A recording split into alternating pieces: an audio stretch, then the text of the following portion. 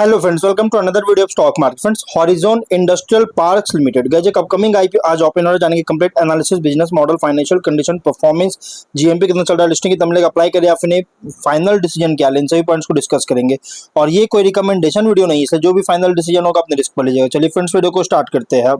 तो guys, IPO 17 को open हो रहा है आज के दिन 19 अगस्त क्लोज किया जाएगा। 3 डे आईपीओ 24 अगस्त का लिस्टिंग डेट, 10 रुपीज का फेस वैल्यू, 57 to 60 रुपीज का प्राइस बैंड, 250 शेयर्स की lot size, fresh capital, book build IPO 22600 crore का issue size, 43.3 crore shares issue किया गया है और 5 रुपीज का एम्प्लॉय डिस्काउंट दिया गया। एनएससी बीएससी दोनों एक्सचेंज में लिस्टिंग होगा। अलॉटमेंट डेट 20 अगस्त का, 21 को रिफंड रिलीज किया जाएगा। शेयर्स डिमेट अकाउंट में क्रेडिट होगा। ऑफर दिया गया क्यूआईबी 75%, एचएनआई 15, रिटेल 35%, सो रिटेल 10% का ओनली ऑफर दिया गया। रिटेल मिनिमम 1 लॉट अप्लाई कर सकते हैं, 250 शेयर्स मिलेंगे, 15,000 पे करना पड़ेगा। मैक्सिमम 13 लॉट अप्लाई कर सकते हैं, 1.9 लाख पे करना पड़ेगा। Small HNI minimum 14 lot apply कर सकते हैं, 2.1 लाख पे करना पड़ेगा। मैक्सिमम 66 लॉट अप्लाई कर सकते हैं, 9.9 लाख पे करना पड़ेगा। Big HNI minimum 67 lot apply कर सकते हैं, 10 लाख पे करना पड़ेगा। मैक्सिमम कोई लिमिट नहीं है। लेकिन अगर हम इसकी कंपनी के जीएमपी की बात करेंगे तो उसका जो जीएमपी ट्रेड कर रहा है, अगर देखा जाए तो उसके जीएमपी है कंपनी का लगभग 4 रुपीज का। 6.7% का मॉडरेट प्रीमियम पे लिस्टिंग कैन एक्सपेक्ट कर सकते हैं। 64 रुपीज का एस्टिमेटेड लिस्टिंग प्राइस और 1000 रुपीज का एस्टिमेटेड प्रॉफिट सिंगल लॉट में मिल सकता है। लेकिन बिजनेस क्या है, तो कंपनी 2009 में इनकॉर्पोरेट किया गया था और ये जो है ब्लैक स्टोन ग्रुप के द्वारा बैक किया गया, जो कि इंडिया लार्जेस्ट इंडस्ट्रियल और लॉजिस्टिक्स इंफ्रास्ट्रक्चर डेवलपर, ओनर और ऑपरेटर है टोटल नेटवर्क के द्वारा, जो कि अगर JLL रिपोर्ट के अकॉर्डिंग ये बताया गया। और DRHP डेट के अकॉर्डिंग कंपनी 45 लॉजिस्टिक्स और इंडस्ट्रियल एसेट्स का ओन करता है 10 मेजर इंडियन सिटीज में, जो कि टोटल 58 मिलियन स्क्वायर फीट में फैला हुआ है। और कोर कंपनी का कोर ऑफरिंग जो है इसमें है, company large modern warehouse industrial facilities जो कि डेवलप ऑलरीज पर लेता है, मेजर कंपनीज को देता है। और कोर एसेट टाइप में फुलफिलमेंट सेंटर्स जो कि वेयर हाउसिंग है, जो कि e commerce, FMCG, retail, logistics companies के द्वारा यूज किया जाता है। और ये 15.5 मिलियन स्क्वायर फीट में है, जो कि इस टोटल का 58%, टोटल जो है इसका उसका 58% जो कि ऑपरेशनल एरिया है 30 नवंबर के अकॉर्डिंग। इंडस्ट्रियल फैसिलिटीज जो कि manufacturing, EVs, renewables, electronics, autos etcetera के द्वारा यूज किया जाता है, इसके लिए यूज होता है। और ये 10.36 मिलियन स्क्वायर फुट में, जो कि 30 टोटल का 39% ऑपरेशनल एरिया है 30 नवंबर के अकॉर्डिंग। और इनसाइड सेंटर्स जो कि लास्ट माइल डिलीवरी के लिए कंज्यूमर्स के क्लोज में लोकेटेड है, जो कि dark stores, pharma, cloud kitchen, retail service के लिए यूज किया जाता है। और टोटल पाइपलाइन में 6.31 मिलियन स्क्वायर फीट है, जो कि 7 सिटीज में कंपनी का है। और एडिशनली कंपनी जो टर्न के सॉल्यूशंस भी, solar energy solutions, cold storage facilities, on site staff accommodation और स्किल डेवलपमेंट सेंटर्स भी ऑफर करता है।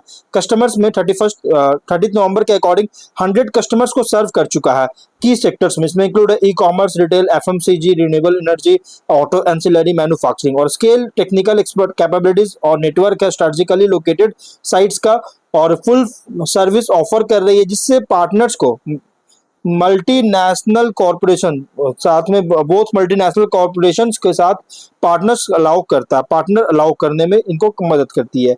तो गाइस, कंपनी का बिजनेस जो है बहुत ही स्ट्रॉन्ग फंडामेंटल है।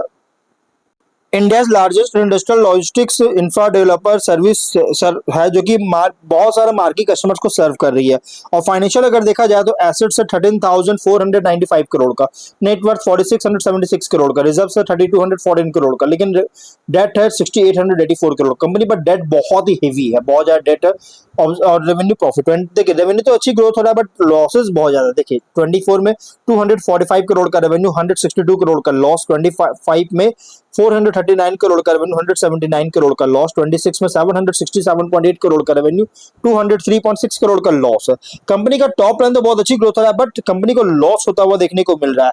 और इसका रीजन क्या है, तो कैपेक्स भी बहुत ज्यादा हो रही है। कैपेक्स के कारण देखिए टॉप लाइन में ग्रोथ है, बट कैपेक्स ज्यादा होने के कारण फाइनेंशियल एडजस्टमेंट्स जो कि नेट लेवल का लॉस देखने को मिल रहा है। फाइनेंशियल एडजस्टमेंट्स जो कि आ रही है, जो फाइनेंशियल जो रिजल्ट आ रहा है, फाइनल रिजल्ट, इसमें लॉस फेस कर रही है, क्योंकि कैपेक्स कंपनी बहुत ज्यादा कर रही है। और यहाँ पे कंपनी अगर देखिएगा तो जो ऑफर कर रहा है इसका फाइनेंशियल अगर देखा जाए, ये इसके कॉम्पिटिटर है जस्टो रियल फिनटेक कंपनी इसके फाइनेंशियल इसके पीयर्स है।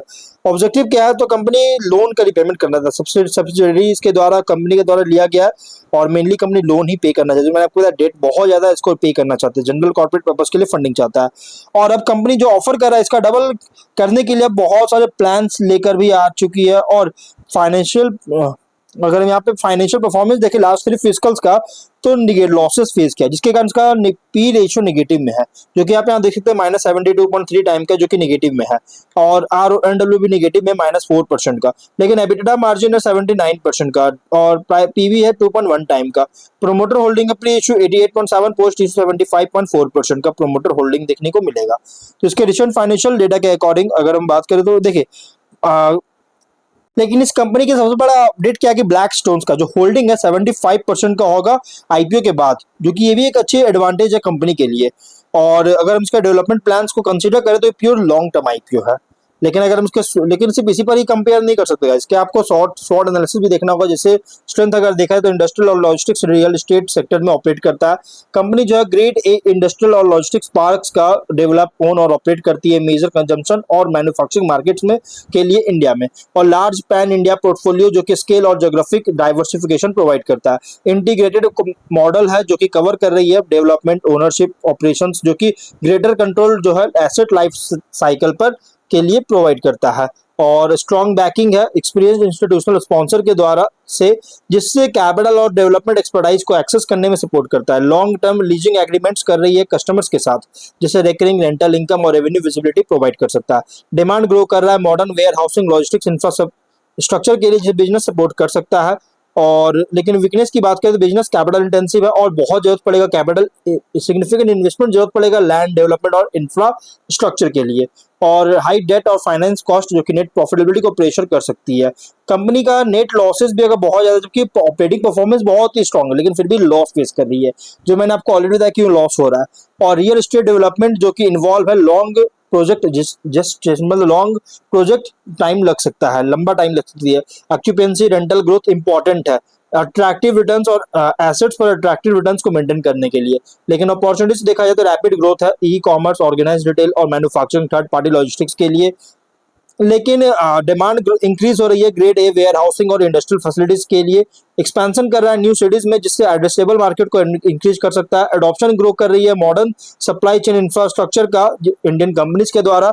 रीडेवलपमेंट और जो एग्जिस्टिंग एसेट्स का एक्सपेंशन, जो कि रेंटल इनकम एसेट प्रोडक्टिविटी को इंप्रूव कर सकता है। लेकिन थ्रेट अगर देखा जाए तो स्ट्रॉन्ग कंपटीशन है अदर इंडस्ट्रियल और लॉजिस्टिक्स रियल एस्टेट डेवलपर से।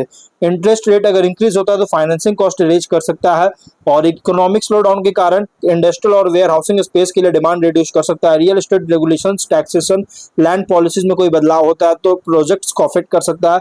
कंस्ट्रक्शन अगर डिले होता है या डेवलपमेंट कॉस्ट अगर राइज होता है तो प्रोजेक्ट रिटर्न्स को रिड्यूस कर सकता है। पीयर कॉन्टेक्स्ट में तो ट्रेडिशनल रियल एस्टेट डेवलपर्स के कंपैरिजन में कंपनी का फोकस है, स्पेशलिटी फोकस है इंडस्ट्रियल और लॉजिस्टिक्स इंफ्रास्ट्रक्चर पर, integrated develop own operate model पर के साथ। और की एडवांटेज है scale, institutional backing, diversified asset और India's growing infra logistics infra के एक्सपोजर पर। मेजर कंसर्न क्या है, फाइनेंशियल लेवरेज, जो कि एबिटा जनरेशन तो बहुत ही स्ट्रॉन्ग अभी भी है, लेकिन गाइस प्रॉफिटेबिलिटी जो है नेट प्रॉफिटेबिलिटी ट्रांसलेट नहीं कर पा रही है, मतलब प्रॉफिटेबिलिटी टर्न नहीं कर पा रही है, जबकि सब्सटैंशियल फाइनेंस कॉस्ट और डेप्रिसिएशन के कारण, और फाइनेंस कॉस्ट बहुत ज्यादा लग रहा है लोन ज्यादा होने के कारण, और डिप्रिसिएशन चार्ज बहुत ज्यादा लग रहा है कैपेक्स होने के कारण। और इन्वेस्टर के लिए एक आईपीओ रिप्रेजेंट कर रहा है industrial real estate and logistics infrastructure पे, जहां लॉन्ग टर्म ग्रोथ डिपेंड करता है occupancy, rental growth, asset expansion, debt management और डिसिप्लिन कैपिटल एलोकेशन पर। और आई लिस्टिंग स्ट्रेटजी, लिस्टिंग के लिए पॉजिटिव है लेकिन सिलेक्टिव है गाइस। उन business sector strong sector tailwinds और इंस्टीट्यूशनल बैकिंग है ब्लैक स्टोन्स का, लेकिन प्रॉफिटेबिलिटी प्रोफाइल जो ना अभी भी वैल्यूएशन और सब्सक्रिप्शन डिमांड पर ही डिपेंड करता है। लिस्टिंग इनके लिए इंपॉर्टेंट होगा, पर्टिकुलरली यही वैल्यूएशन और सब्सक्रिप्शन डिमांड। और लॉन्ग टर्म के लिए पॉजिटिव लेकिन सिलेक्टिव है।